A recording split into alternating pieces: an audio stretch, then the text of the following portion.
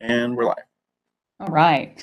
Good afternoon, everyone. Welcome to this special called meeting of the Athens in Motion Commission. And we are here this afternoon to revisit segment 4 of proposed facilities along Barber Street. And so segment 4, what we mean by that is looking at Barber Street from Boulevard to Prince Avenue. Daniel, did we get any public comment on tonight's agenda? No public comment that I've seen. All right. So with that, I will entertain a motion to approve our agenda. So moved. All right, I got a first from Mark. Can I get a second? Second. Here. Okay. I'm going to give it to Randy because I heard Randy. Thank you all. All those in favor, please say aye. Aye. Aye. Any opposed, same sign. All right, so Tool is here to give us a presentation on several options for this last section of Barber Street where it interfaces with Prince Avenue. So you all had a chance to review that, and they're going to give us some options. We'll have some discussion, and we do need to take a vote during this meeting. And I know one of us has to sign off a little bit early, so we will try and get all of our votes, but that may not happen, but I think we'll still have a quorum and be able to take a vote. So I will stop sharing my screen and turn it over to Tool. Welcome. Glad to see y'all again. Glad to be here. I'm going to share my screen. That is the wrong screen, I think. Maybe, can you see the presentation? Yep, looks great. Looks good. Perfect. Thank you so much. Well, we're glad to be here, knowing that there needs to be a vote and people have to leave. We'll move fairly quickly so that we can have time for discussion and answer questions. But I think we wanted to start with just a little bit of where we're going. I'll talk very quickly about history and kind of the analysis and evaluation that we did with kind of the advanced design. And then I'm going to turn it to Sarah and Savannah to talk through some of the corridor options and the intersections, and then we'll wrap it up with next steps and questions. So a little bit about history. We've already mentioned this is really focused, tonight our discussion is really focused on segment 4, which is from Boulevard down to Prince. There was work that was previously done on this, and this was a segment that really only kind of focused on formalizing parking, looking at safety improvements and changes, but not really adding a designated bikeway, whereas the two-way separated bike lane with sidewalk north of Boulevard was the preferred option. And so what we've done and what we're going to present today is we looked at 6 alternatives in this one smaller section of segment 4, along with some intersection alternatives. We kind of modeled with cut and fill, talked about cost estimates, and really want to bring to you those kind of the benefits and trade-offs of each one of those today.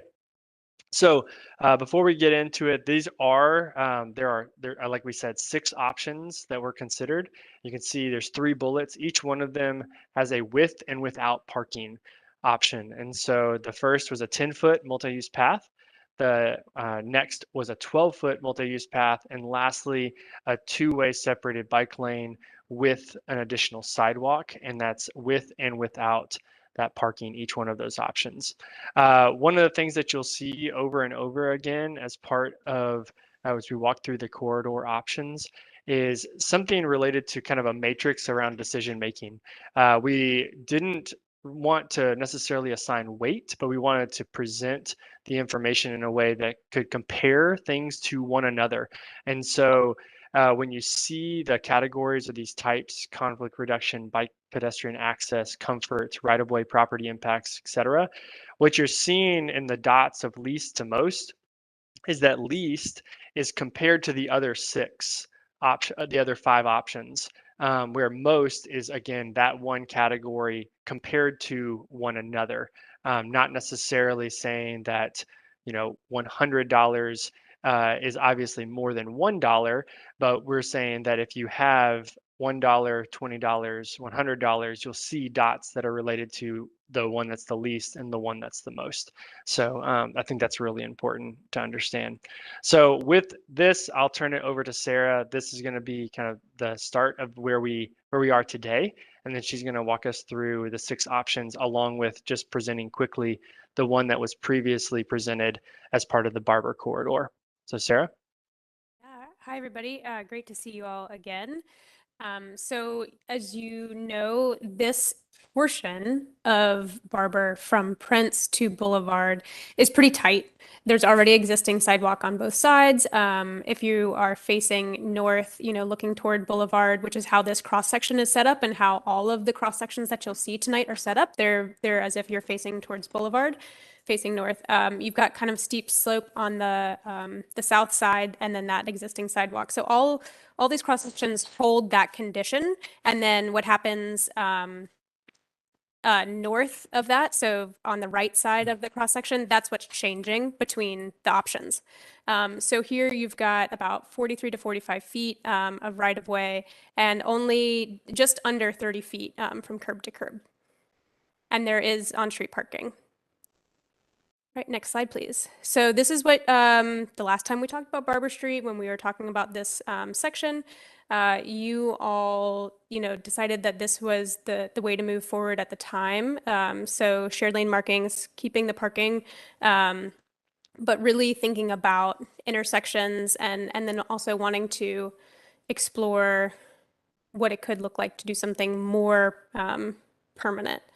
So if you go to the next slide, please. This is what that looked like in plan view, as you probably remember. So it's got a couple of curb extensions, especially around the intersection at Barrow, and where we can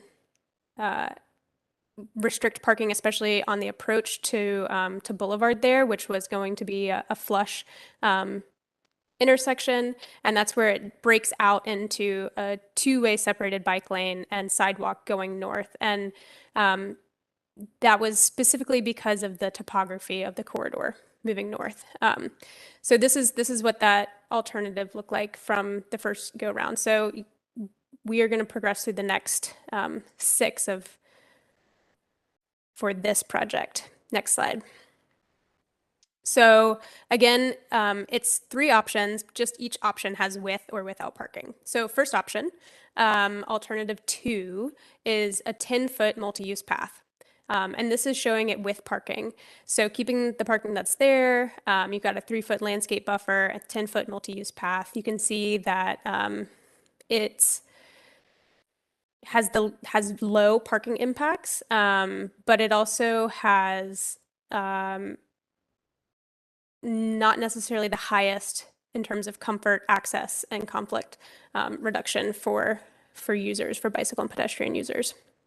And I want to call out the difference between this cross section and what you saw on the previous ones is we've now added that building on the very right side, and that's showing you the closest structure to the cross section. So in this instance, that's about 17.5 feet. Oh, I'm sorry, that's 10.5 feet. Pardon me, that's about 10.5 feet. Okay, next slide, please. So this is the plan view of that.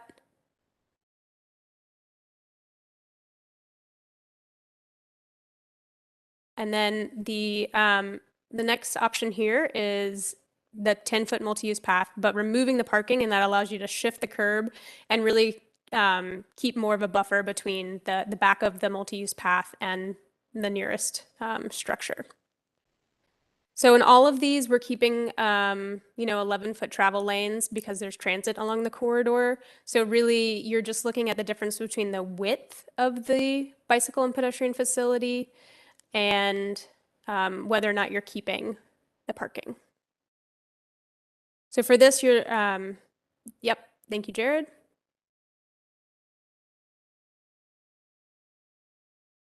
So you can see here that you've got a higher score, if you notice on the matrix before, which you don't need to go back to the previous slide, but just you've got a higher score for things like comfort because you've the crossings, all of those driveway crossings, it's a more continuous facility. So you're not having as many dip downs. People are coming across the facility and then dropping down into the street. Okay, next slide, please. So this is the 12-foot multi-use path versus the 10-foot, and this is keeping parking. And so you can see that you're keeping the parking, you've got a wider facility, so your right-of-way, your property impacts, if you're looking at those dots on the matrix, those are starting to go up because you're having a greater impact to that category. And the distance here, the distance here is about 8.5 feet from the closest structure. And you can see what that plan view looks like.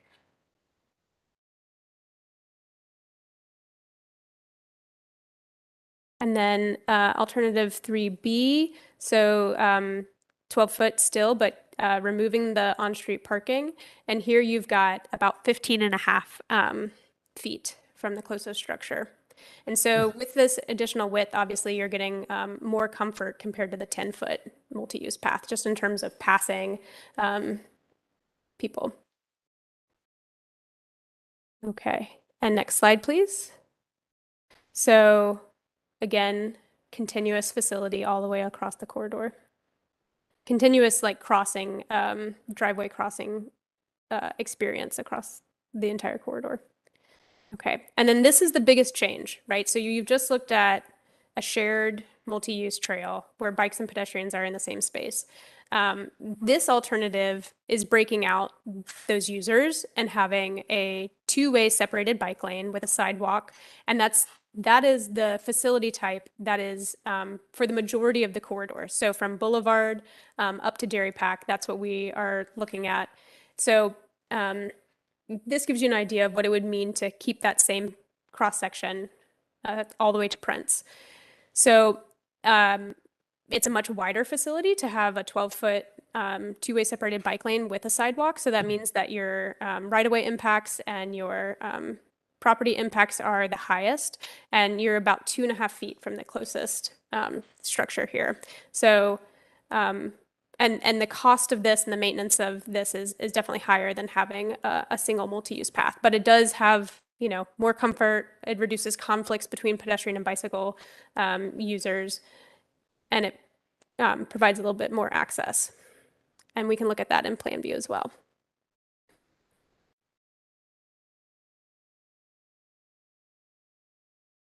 Okay, so the last one is exactly what we just talked about, but without retaining the on-street parking, and that helps you get additional, you know, distance from the closest structure, so about 11.5 feet, but still maintaining that high comfort, high access, really reducing conflicts. But you're going to have, you know, a little bit less impact on property and right-of-way. And we can come back to all of these. Yeah, thank you, Jared. This is what that looks like. So this gives you a pretty high-level kind of overview of all the 6 different options that that we looked at for these.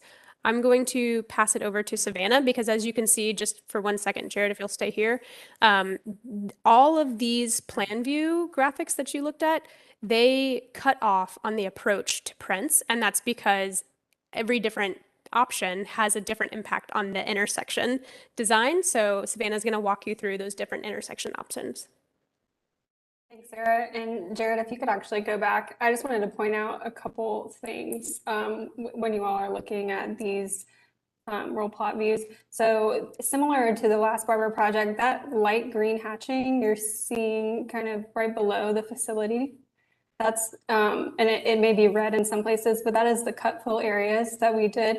So that kind of shows where grading limits would be. And then there's some dimensions kind of closer to Boulevard that are sideways. And I'm not sure if you are able, yeah, to the left a little bit, right below the label Barber Street. Yes, so those are where the closest structures are, just to give you guys an idea of locations. Great, thanks, Jared. So we'll talk about the intersection. Like Sarah said, a lot of these options, you know, depend on which one you'll go with for the corridor facility type. And then also we want to keep in mind the Prince Avenue pilot project, which we are also working on currently. So that they'll all have to marry together, and that will kind of help us make the decision moving forward on which intersection is the best option. So there were 4 different ones we looked at. The first was a multi-use path on both Barber and Prince. The second being a multi-use path on Barber, and then directional separated bike lanes on Prince Avenue.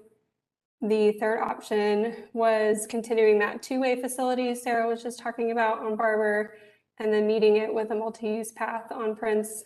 And then the last one was also continuing the two-way, but meeting it with a directional separated bike lanes on Prince Avenue. And so these are just some screen grabs of our concepts and what they look like.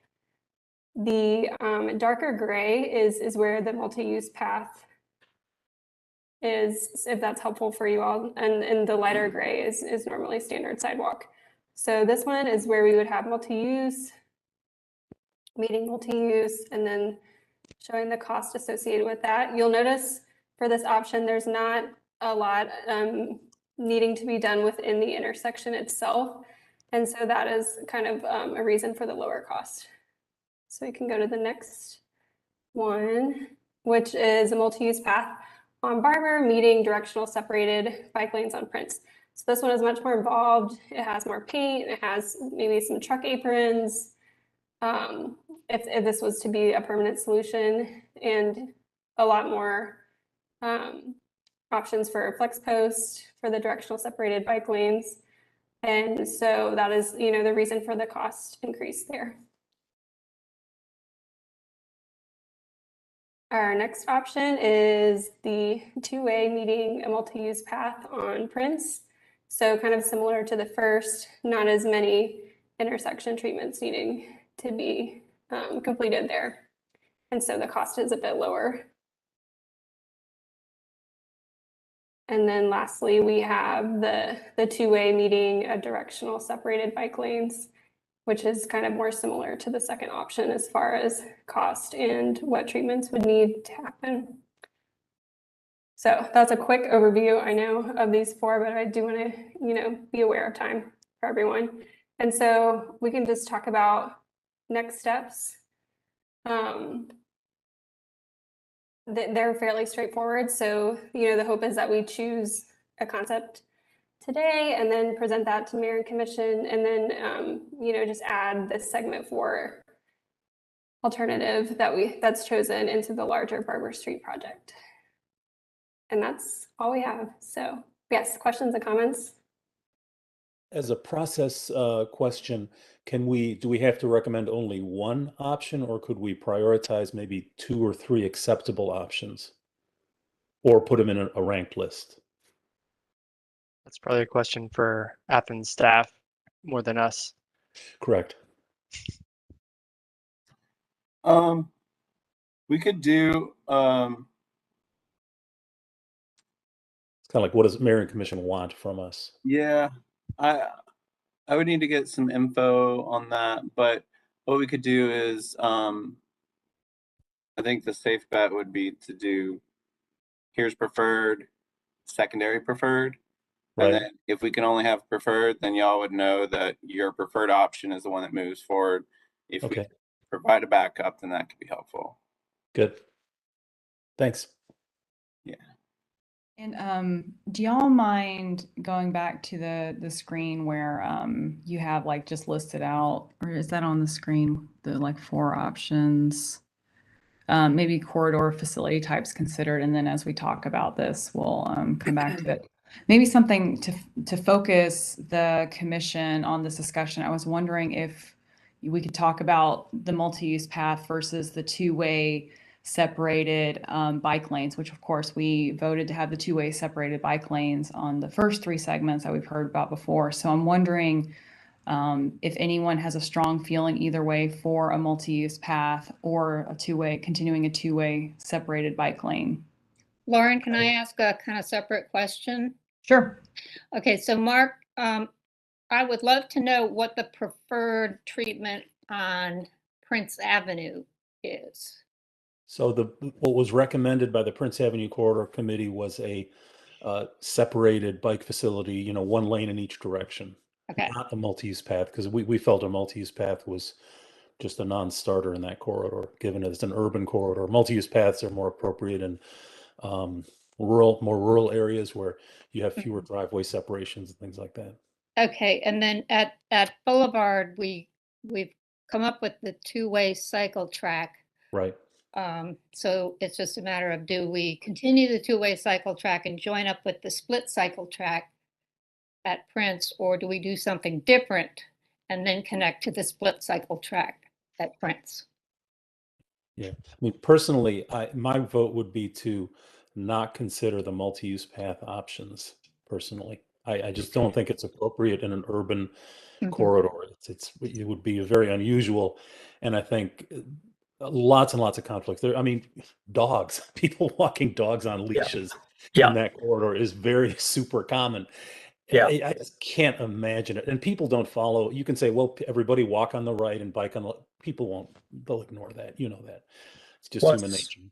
Plus, with the topography there with the hill, you're going to have the speed differences are going to create even more issues with a multi-use path. Yeah, it's actually a relatively flat corridor. There is some slope, I agree, but it's relatively flat. That part of it from I Boulevard. guess you're right. After Boulevard's when it drops down, Right. doesn't it? After. So Okay. I guess one other point the first point I would make would be that I wouldn't consider any of the multi-use path options myself. And also, I'm not sure why the two-way separated bike lane has to be 12 feet wide. It seems like we could give back a few feet, like make it 8 feet wide. 4 feet per lane seems plenty if you're riding single file. I don't think we should make it wide enough that people can ride, you know, 4 across or something. People can ride single file. And so if it's 8 feet, you can give 4 feet back to the right of way. Yeah. I don't know if the designers have a comment on that or. Yeah. Jared, could you go ahead and bring down your screen for the moment so I can see Yeah. everyone's faces and make sure that I can hear everyone? I can comment on that if Okay. needed. I would agree. I think that you could go narrower but when we think about bicycling in any corridor, we really want to think about kind of a social experience that people can ride side by side. And that's really what 12 foot gets you, is it allows for kind of that social kind of movement of riding side by side, not 4 across necessarily, and then being able to pass others. Usually what we would say is that 8 foot is only really appropriate in a very constrained condition, but we could absolutely think about more of a 10 foot where you have 5 foot in each direction. I mean, I think it is constrained there. You know, we've already talked about how narrow that corridor is relatively. And, you know, frankly, there will be 12 feet beyond Boulevard. So if people want to ride next to each other, they can do that. I think balancing things, people can ride single file. My wife and I've never ridden next to anyone on rides with my wife, and I actually like her. But and I know a lot of people like to ride side by side, and that's fine. But maybe for this section, because of those constraints and trying to balance the impact on right of way and so forth, I would really like us to be open to something a bit narrower, at least for this short stretch. And you are only talking a third of a mile. It's not a very long stretch. Yeah, exactly. So, but how about the rest of the cycle track is 12 feet, right? Yeah. Much wider. I would prefer to keep the continuity there. And for today's discussion, like we have 3 additional options, really 6 additional options. I think instead of let's not tweak these options today.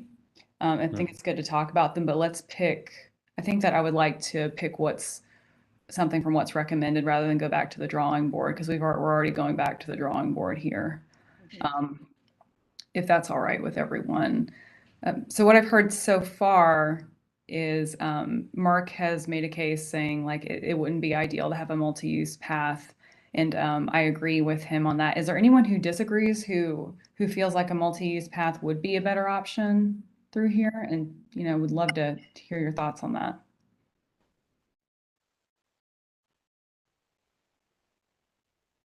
All right, so it looks like we get to look at 2 options then.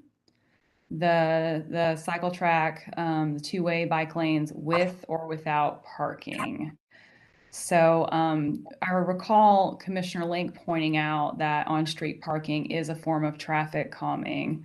However, if we were to keep the on-street parking in this scenario with the bike lanes, we would be 2 feet within with the, I guess, are we talking about 2 feet to the door of the closest house or 2 feet to the porch?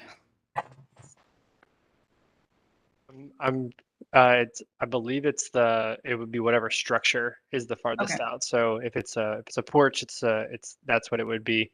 Okay. That's correct, Jared, just to confirm. Yeah. Are we able to throw this back to mayor and commission and say, you know, the two biggest issues affecting the residents and property owners are the loss of parking and the loss of front yards. And it's kind of like, if you do this, you're going to lose your parking spaces.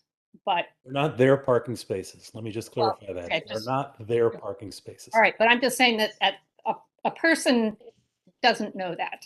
Okay, so so that the trade-off is kind of like, is it the parking or is it keeping a little more of my front yard? You know, and do they have parking options other than in To front be of the clear house? on our next process is we are going to the public with these options. And so the public will have an option to make that point. In terms of throwing it back to mayor and commission, that's kind of what, what we are talking about is giving a recommendation based on what Athens in Motion believes is the best option, trying to weigh the Mhm. factors. So Daniel, the public will get to see all 6 of these options? Yes. Okay. So certainly the businesses and the church have ample off-street parking. It's primarily the rental properties. Now, I thought there was an ordinance that rental properties had to provide adequate off-street parking for their tenants. And if that's the case, and again, I think that, I don't know that, but if that's the case, then each of those properties, and I believe each of those properties does have parking, off-street parking behind or next to those properties. I could be wrong, and I think that's an important factor. But I mean, of those, clearly, I like the way Teresa framed it. That it's the 12-foot or 8-foot or 10-foot or whatever two-way cycle track. I think is my preferred option, whether it's with or without parking, with more right of way, less right of way, is really something that I think is for mayor and commission and for the public input. Mhm. I had a question about option 1, that is basically traffic calming and sharrows. And I know we have a visceral reaction against sharrows sometimes, but the traffic calming element would be particularly important here. And I know that there's a raised intersection at the corner of Boulevard and Barber. What is the intersection treatment at Barrow and Barber? It's sort of in the midpoint of that stretch and would be an important potential place to slow traffic, either with stop signs or with a raised intersection treatment or something like that. I couldn't tell from the diagram if that's considered part of it or not. I can speak to that a little bit. So it is part of it. So at Barrow, I don't know if it's worth sharing again, the image, but some RRFBs for pedestrian crossings to slow cars down. And then where there is the parking option, there would be curb extensions, those bulb outs. Okay. But not a raised crossing and not a stop sign. That's at least not, that may be a separate discussion with traffic, right? But it's not part of this plan. Correct, yes. Thanks. Also have just a quick question regarding the difference between the multi-use pathway and the 2-lane bike. And both the alternatives that you have for the 2-way bike traffic, there's a sidewalk on the same side, on the northbound, where on the multi-use there aren't sidewalks. So it always makes it look like two-lane bike is more infringing upon property owners? Why wasn't there considered not to have a sidewalk on the north? Yeah, I mean, I think the purpose behind the multi-use path is that it is a shared use facility. And Okay. so that's why we wouldn't have, it's in some ways it is like a space saver, because you're allowing both bikes and pedestrians to use that space. It's also why we note some of the additional conflicts that may be coming through there, and to point that was previously made, and like specifically in some urban corridors, having that separation of modes can be really valuable for safety and comfort. Okay. Yeah, I should have caught that. Maybe I should be sitting in air conditioning.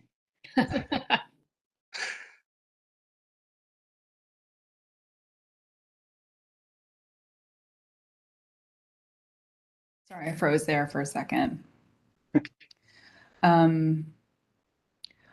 All right. So how would you all like to move forward? Would you like to do a general like temperature check? Like, do we want to do to narrow our focus and say like we're voting to recommend the two-way cycle track, and then narrow that from there and decide what is a first option and possibly a second option? What would y'all like to do?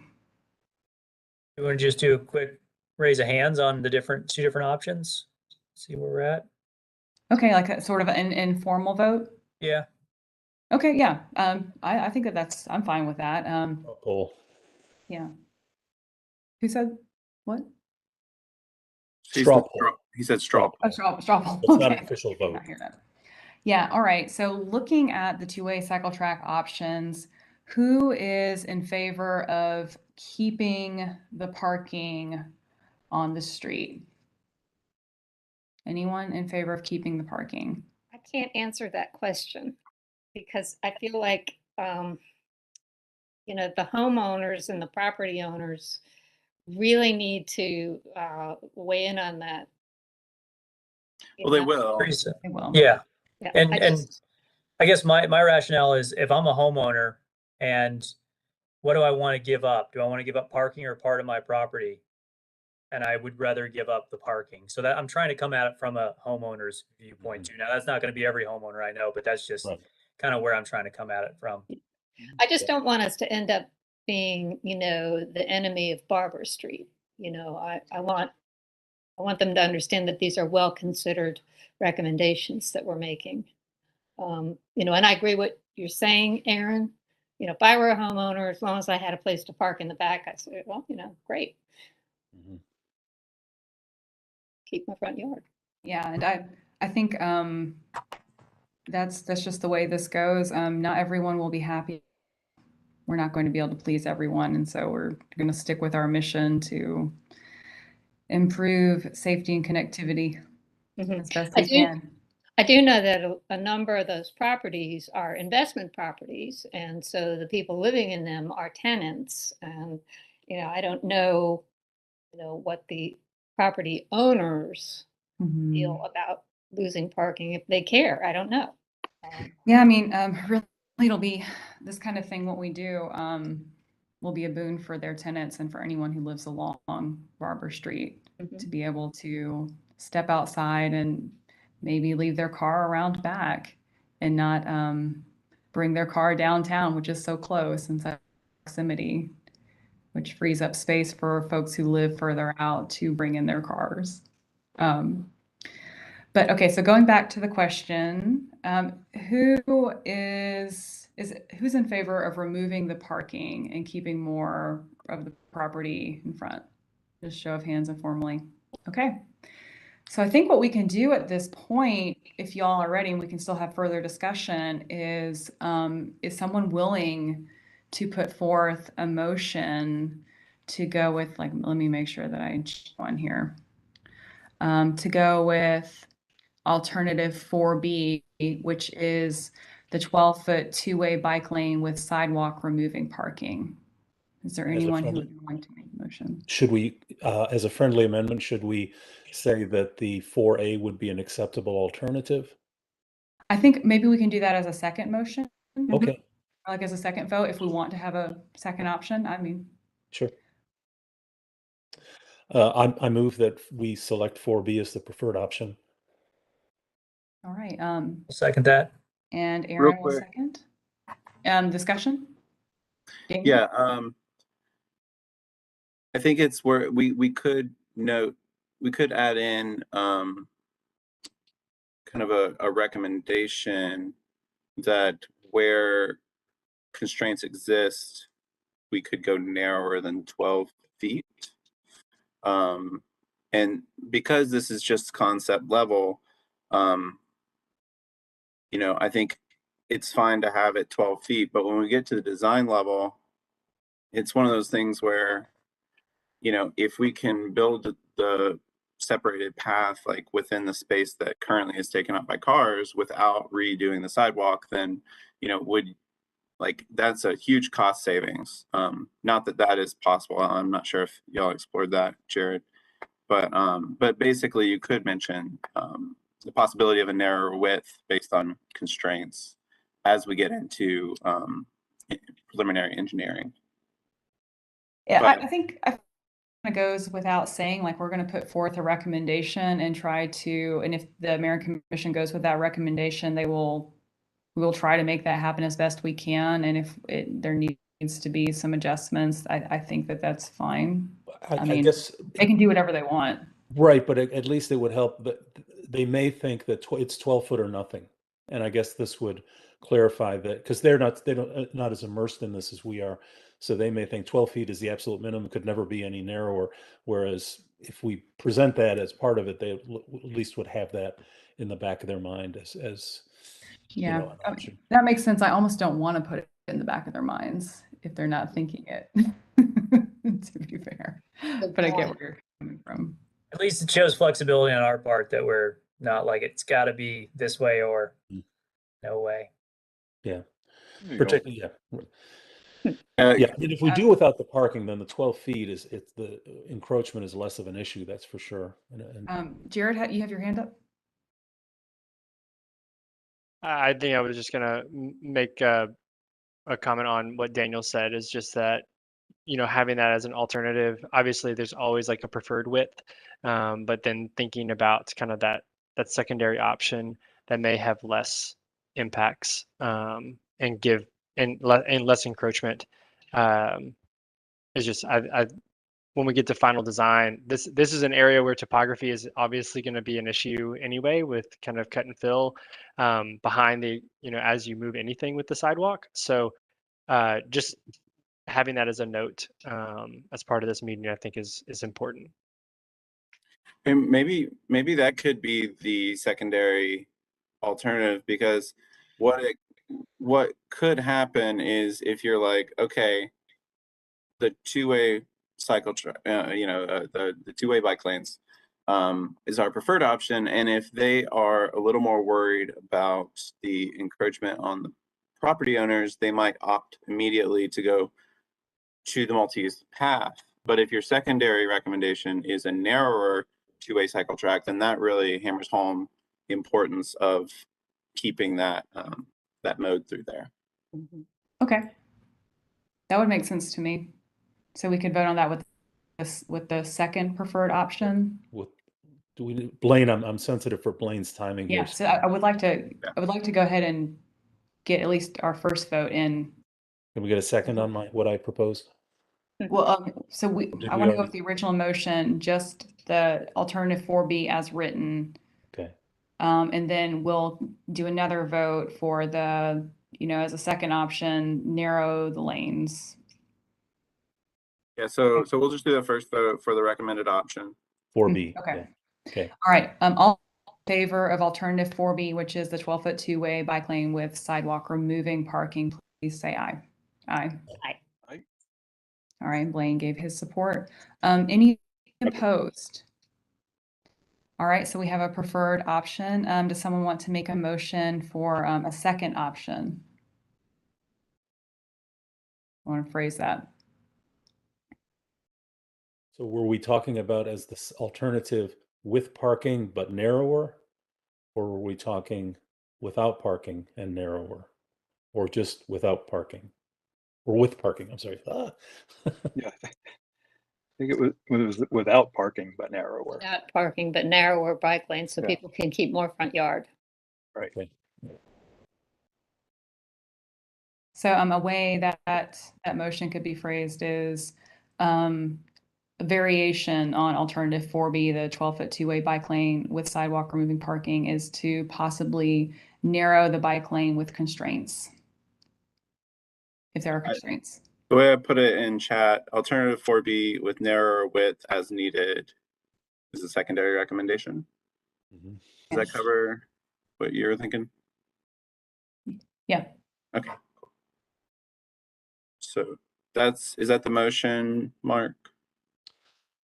I didn't make one, but I guess, yes. Oh, I was waiting for someone else to make one. Okay, I'll make that motion. Okay. So that's I'll our, second our alternative that we present them with. Yes. All right. So Teresa has made a motion for I'll second. alternative 4B. Okay. And Randy has seconded. Again, this is narrower width as needed. All those in favor, please say aye. Aye. Aye. All right. Any opposed? Same sign. And Blaine, I did not catch your vote. Are you there? Might have had to go on a call. We do have a quorum with 5, I believe. Yeah, we should have a quorum. All right. I think you might have had to go on a call. So So we've been talking so far about the without parking options. Do we want to offer the with parking as an alternative, as a secondary alternative kind of thing? I'm down with that. Yeah. I'm totally down to do that. Yeah. And this is I a guess tertiary recommendation? tertiary, yeah. Yeah. Yeah. Cool. Tertiary. So our tertiary recommendation would be keep the parking with more impacts on yard frontage. So yeah, so and with that, so it's with parking and 12 feet. You would prefer, so what I just to put it in plain terminology, the preference would be impacting the property over choosing a multi-use path, correct? Okay, that's cool. This is all two-way cycle track. Right. So Which is just to say 4A, Yes. alternative 4A. Yes. Correct. Okay. so yeah, then 4A is the third recommendation. Are you wanting to amend that to be narrower as the preferred third That option? it may also be narrowed as needed or Yeah. whatever. So, yeah. Okay, so the motion can read our tertiary recommendation is alternative 4A, 12-foot two-way bike lane with sidewalk, retain parking, narrow if needed. Narrow the bike lane if needed. Narrow the bike lane if needed. Yep. Yes, would anyone like to make that motion? I don't know if as chair I'm allowed to make motions. Or Yes. I'll sure we'll do 4. Aaron, yeah. Aaron will make it, yes. I'll make the motion. I'll second it. All right, the motion, how about that? Any further discussion? All right, all those in favor of alternative 4A with, go ahead, Aaron. Did you have something to say? No, Or you're just voting you're on making it. a vote? Okay, all those in favor of alternative 4A with narrower width as needed as our tertiary recommendation, please say aye. Aye. Aye. Any, okay, Blaine voted for that. Any opposed? Okay. I have one more thing to throw out there. Yeah. If there is a commission defined option to go with multi-use path, do you have a preference between the multi-use path options? Or would you just disagree with that and let them choose whichever option they would choose in a CDO? I would disagree with having the multi-use path. I just think it's a bad idea from a design standpoint. Yeah, the only way I could see it being acceptable would be to make it almost like a cycle track with sidewalk where you had a 14-foot width, where you had clearly defined colors or surface changes that would define bicycle versus pedestrian, things like that, essentially would be doing the same thing as a 10-foot cycle track with a Right. two-way cycle track with a 5-foot Right. sidewalk. Yeah. Blaine, do you have your hand up? I think that was his vote. Sorry, that was my vote. Sorry Hey, about that. Oh, I just want to make sure that everyone's speaking who wants to speak. Yeah, Daniel, that's a good idea. But yeah, I think we're gonna give him our 3 cycle track options. Do we need to vote on the intersection? Well, doesn't the two-way cycle All of track us. kind of drive the intersection Yeah, that's what I decision? was thinking. Yeah, if it's two-way cycle track on Prince and we only voted for two-way cycle track on Barber, that sort of defines it. Yeah. Yeah. The one thing I was curious with, so we've got the two-way separated cycle track. The way that interacts with the intersection feels like it's the same way that a multi-use path interacts, in that you're going from the two-way cycle track into crosswalks. I was wondering, is it just the constraints?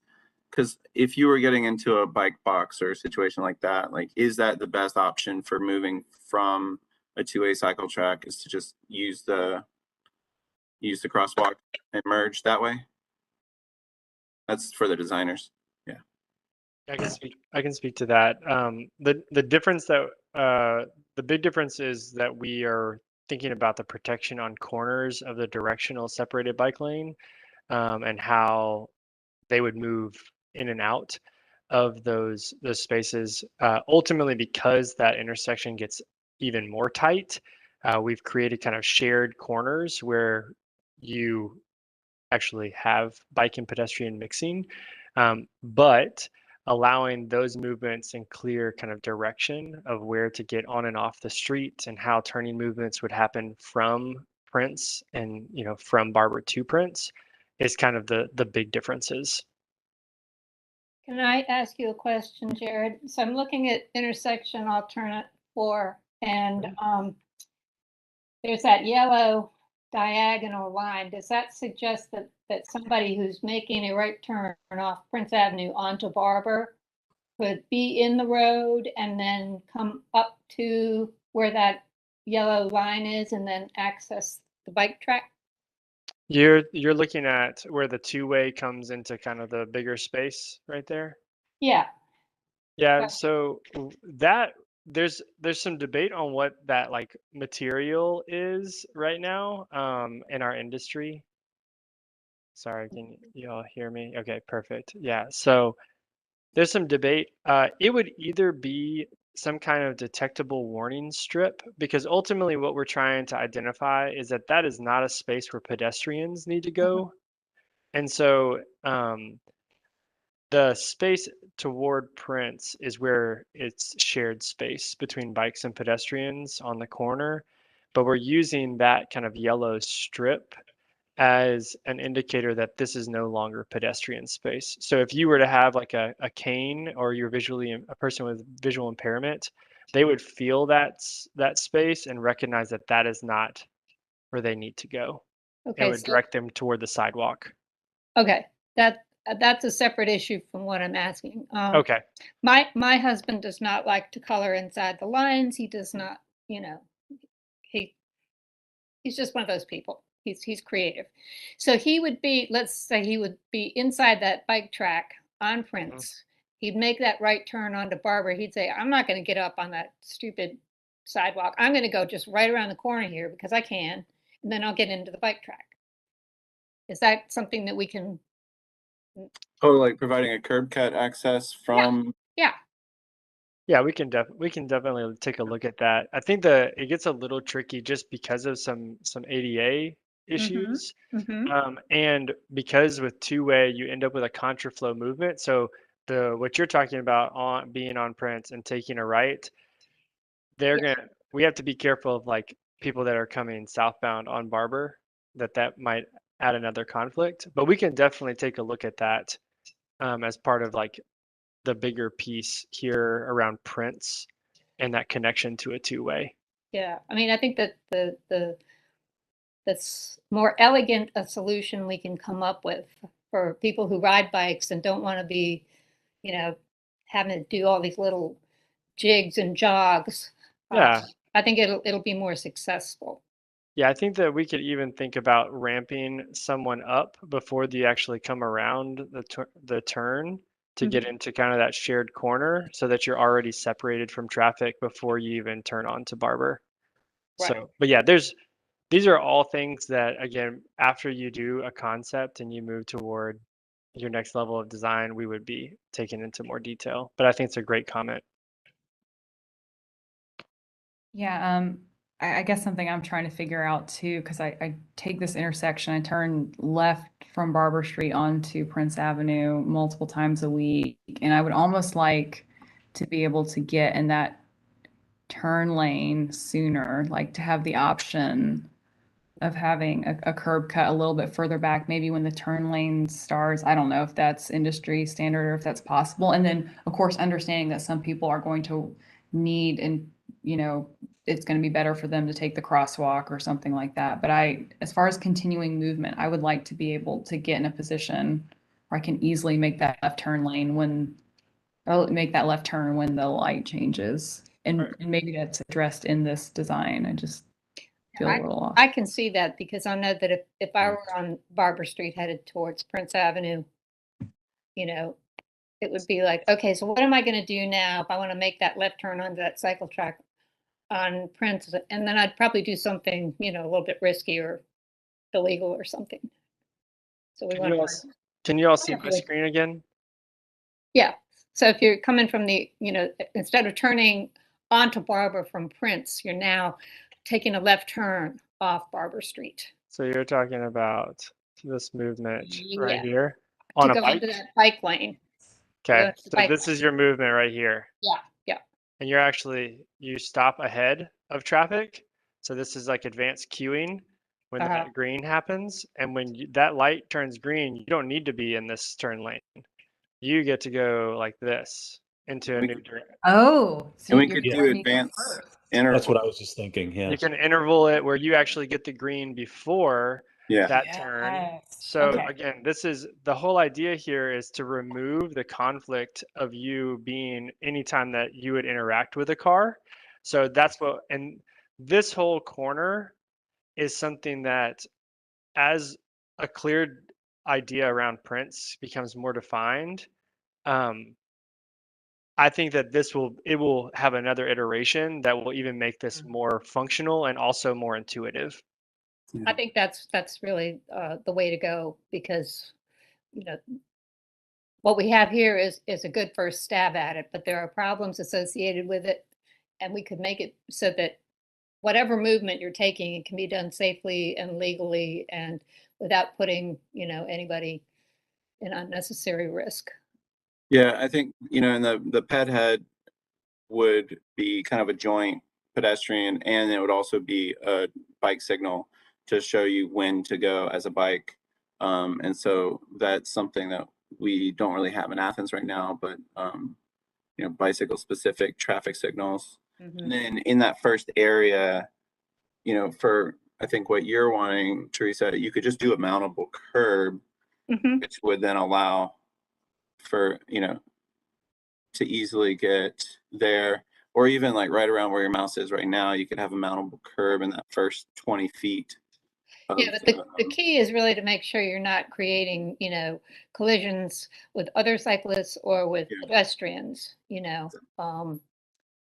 So I think that, I think something really nice could be done at that corner that would move everybody around smoothly. So it just needs a little more thought. Cool.